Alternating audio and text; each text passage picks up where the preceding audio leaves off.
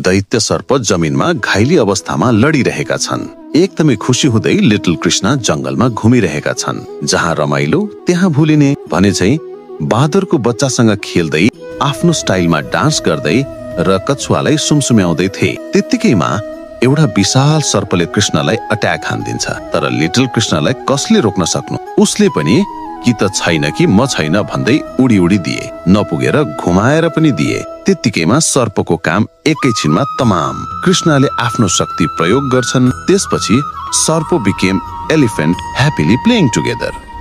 र उता कृष्णले छोएको भएर होला बाँदरको बच्चा र कछुवामा दैवी शक्तिको छिटा परिसकेको हुन्छ। त्यसपछि के चाहियो र?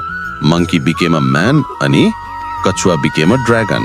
र यस कथामा अगाडि के हुन्छ जान्नका लागि हाम्रो च्यानललाई लाइक, कमेन्ट र सब्स्क्राइब गर्न नबिर्सनुहोला।